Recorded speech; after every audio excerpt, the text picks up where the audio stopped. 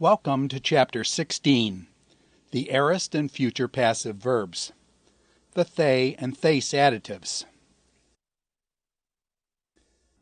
So far we've looked at the active voice in the present, imperfect, future, and aorist, where the subject does the action of the verb. We've also looked at the middles, which talk about the participation of the subject in the action of the verb, or for the benefit of the subject. I loose for myself. But now we've got a couple loose ends to tie up with the aorist and future passive forms. The middle passive forms were the same in the present and imperfect, but in the aorist and future they separate themselves out, and so the passive voice will now be focused on for the aorist and future. And largely they get lumped together because they both add this theta, they, and thais endings, so we'll lump them together and talk about the aorist passive, I was loosed, and the future passive, I will be loosed, where the action of the verb comes back on the subject. I will be loosed. So let's jump into Chapter 16. Not literally. So far we've covered the aorist and future actives and middles, but we've left the passives for this chapter.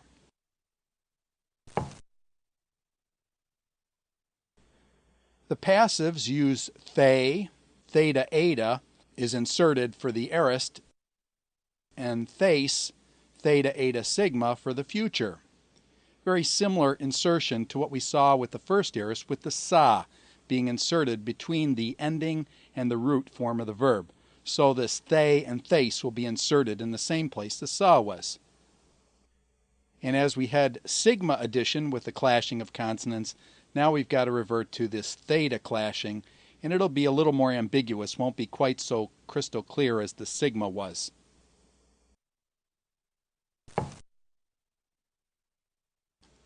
Now the aorist translation will be, as the aorist active was I loosed, and the aorist middle was I loosed for myself, now the aorist passive will be I was loosed, where the action of the verb comes back on the subject.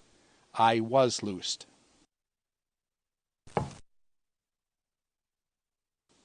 Similarly, for the future active is I will loose. The future middle is I will loose for myself. Now the future passive, I will be loosed, where the action comes back on the subject of the sentence. I will be loosed. Now before we jump into the future and aorist passives, let's look at the principal parts. I've mentioned several times Appendix 4, saying it will bring light to your eyes, largely because it takes each of the verbs and presents the 6 principal parts. From these principal parts, or these roots, you can basically develop all the verbal options. So the 6 principal parts that are used to build all the other verbs are the present tense. So for example, we've got balo, I cast. In the future, it becomes balo, I will cast. And so you see that the lambda drops out. There's supposed to be a sigma added, but then you remember this is a leminer, and so it's got the circumflex and all the gymnastics we did in the future. So this principal part tells you how it goes to the future.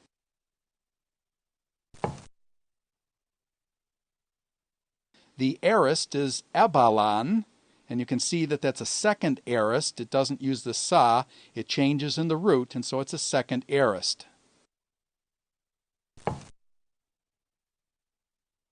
The perfect, which we haven't learned yet, is bebleka. And you can see, we won't talk about that yet, but it's I have cast. And then the perfect middle passive is beblemai. And again, we'll catch the perfects in a couple chapters or so. The aorist passive is the 6th principal part, and that's what we're going over in this chapter, and it's ablathane. And so you can see the theta eta there before the noon secondary ending, and so it kind of makes sense. It's got the augment on the front with the the blay is kind of like a second aorist where it collapses and does some gymnastics. So the aorist passive form will be the sixth principal part. And from that aorist passive form, you can then develop the future passive off that same root. So these are the six principal parts. Now, oftentimes when you look at Appendix 4, you'll see that there are no entries, for example, for the perfects. And that just simply means that none of these perfects appear in the New Testament, and so we don't have to worry about the principal part. It's not present within the corpus that we're using. So when you see blanks in the Appendix 4 list, it's okay. Relax. Now there's two little tricks to this aorist passive formation. The first is the they gets inserted between the secondary ending and the root. But notice that the secondary ending that we're going to use here are the active endings, not the middle passive endings. So a little difference there, and as we had saw, everywhere a saw in the first aorist, here we're going to have a they, everywhere a they, stuck in the same place basically that the saw was in the first aorist.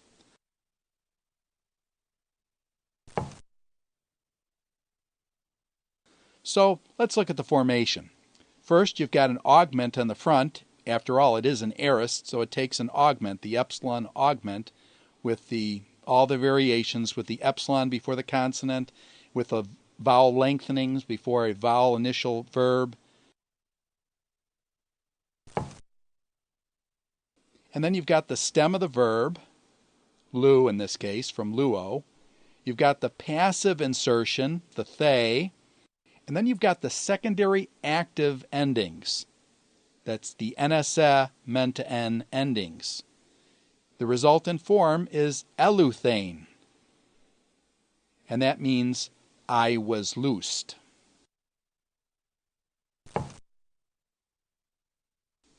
So it's really not that bad. You just stick the they in there, use the nsa active endings, and you're down the road. I was loosed. And so are you. Now for the future passive formation, you add a theta, theta, eta, sigma, before you place the middle passive primary endings on. There's no augment because it's the future.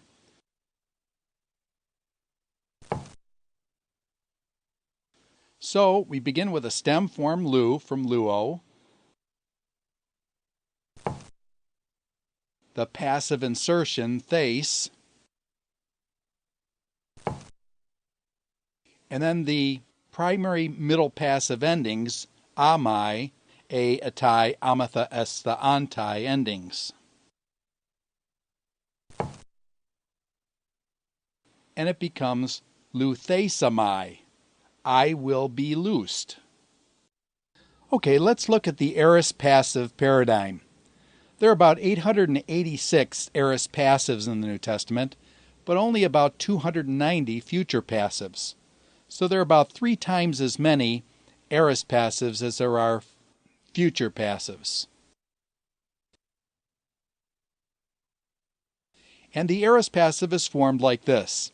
First person, singular. Eleuthane, you can see the theta eta stuck in there between the lu and the nu ending, is our secondary active ending. The nsa, meant to n endings are going to be used here. So it's eleuthane, I was loosed. Second person singular, eleuthes, you were loosed. And eleuthe, he, she, it was loosed. You notice the epsilon augment on the front because this is an aorist. The plural is eleuthemen, we were loosed. Eleutheta is you were loosed. And eleuthesan is they were loosed.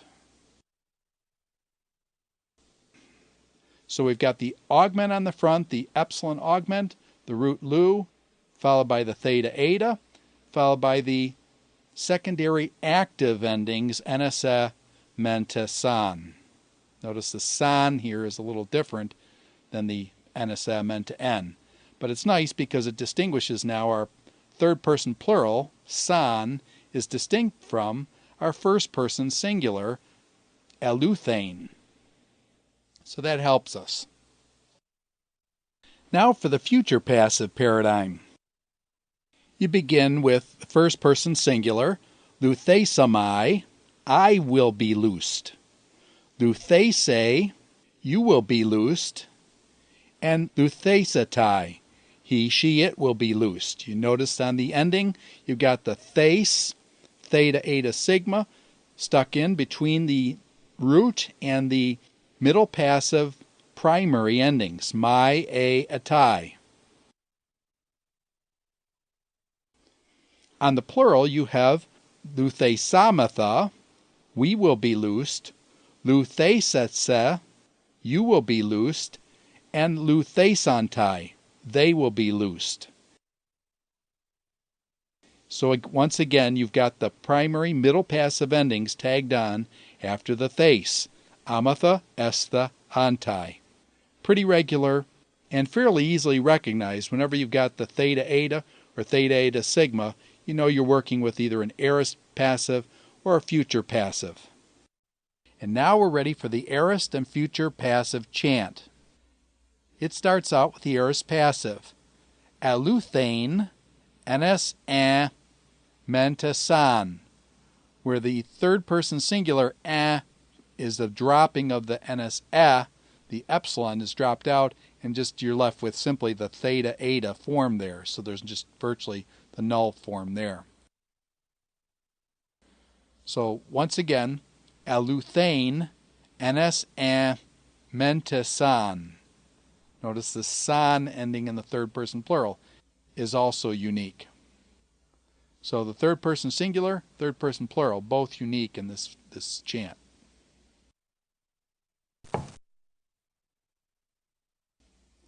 The future passive, as regular, is luthesamai, amai a atai, amatha estha antai. And once again, luthesamai, amai a atai, amatha estha antai. And then putting the chant together, aorist passive and future passive, aluthane, ns a, menta san, aluthesamai, amai a atai, amatha estha antai.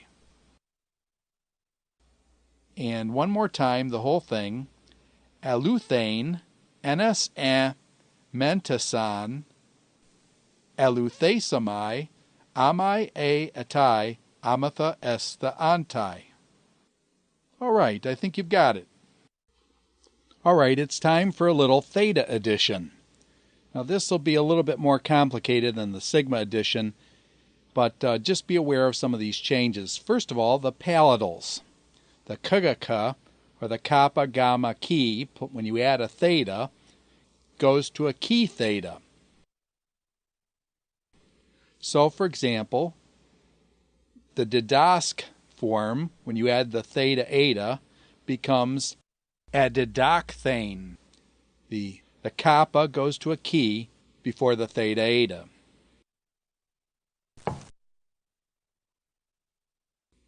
The labials are p and beta. When you add the theta, goes to a phi. And sometimes when you have a phi and a theta, it simply drops the theta and goes to a phi. An example of this is lape and then the goes to aleph-thane. And so you see the p goes to a phi before the theta. I was left.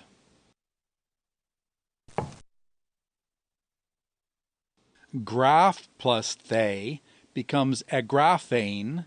You notice it already had the phi, so the theta just drops out. And this is going to be a little tricky because there's no theta to tell you that this is a passive form. So be careful of the phi ending verbs.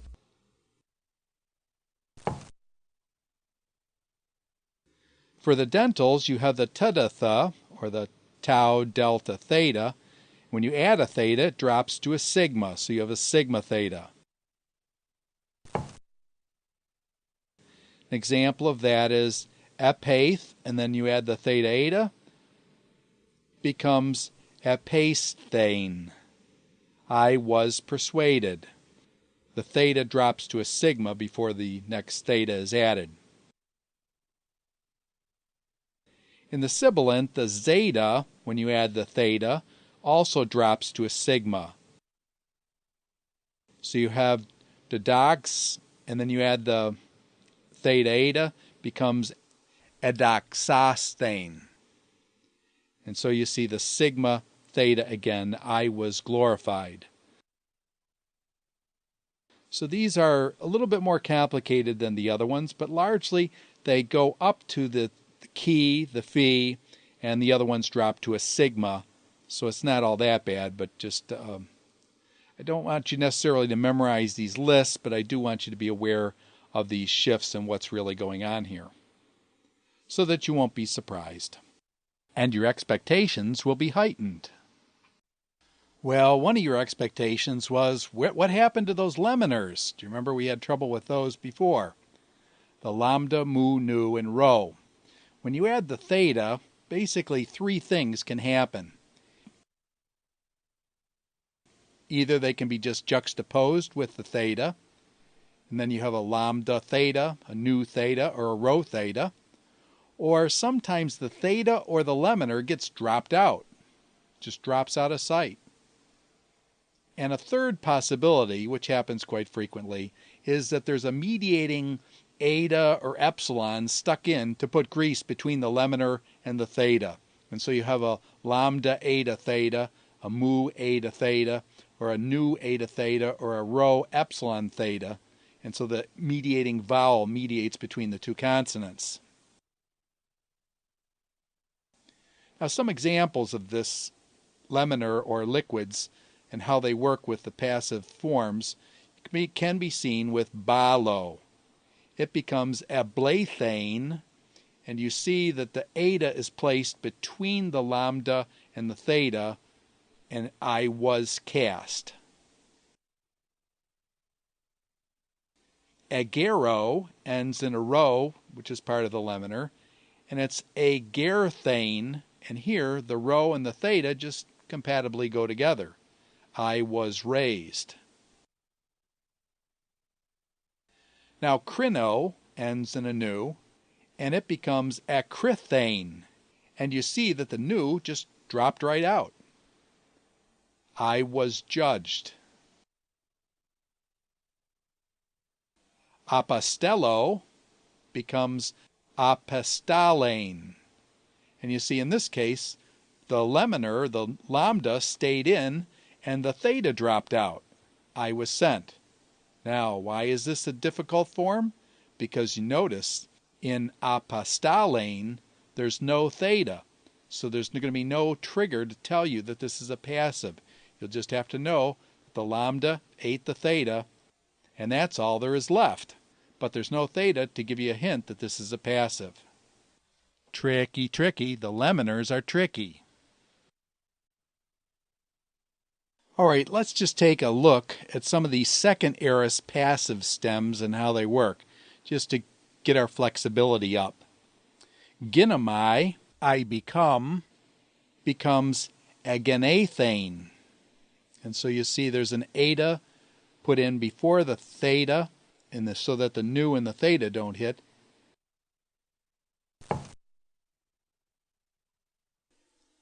Gnosko, I know, becomes agnosthane. That looks pretty normal.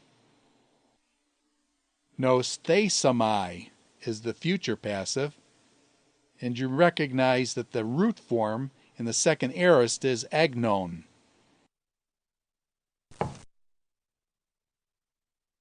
Didasco becomes a didoxthane. We've already looked at that one. The kappa goes to the key, as we'd expect.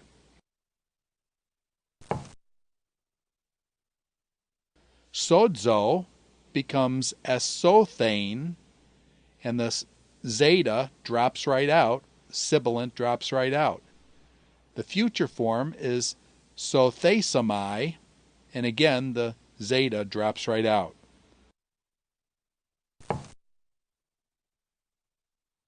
Heurisco becomes hurethane. You remember the second aorist form for this is huron. So you've got to work the passive form off the second aorist on this. The future passive is hurathesomai. The thelo becomes athalathane. And you remember the epsilon on the front of thelo hits an ancient epsilon, causing it to go to an eta. Then you've got the eta providing the grease between the lambda, laminar, and the theta. Lambano is going to just be some trouble in the second aorist passive. It's alamphthane. And you've got 3 consonants in a row there, a mu, phi, and theta, all in a row. Difficult to say that one. Lego becomes erethane, or it was said. Erethane is used fairly frequently, so keep your eye on this one. You obviously see that this is from arrow, from Lego, and there's no connection on the consonants or the vowels between this one and Lego, so you're just going to have to learn this one. This might be called the Return of the Bad Boys, with Lego and erethane. Couple of examples of how these are translated then. Kai hata eden ha drakon hati ablethe ace tain gain. And when hata, the dragon saw Aden, he saw, that he was cast. Ablethe, third person singular, from balo, in the aorist passive. He was cast, ace tain gain, to the earth.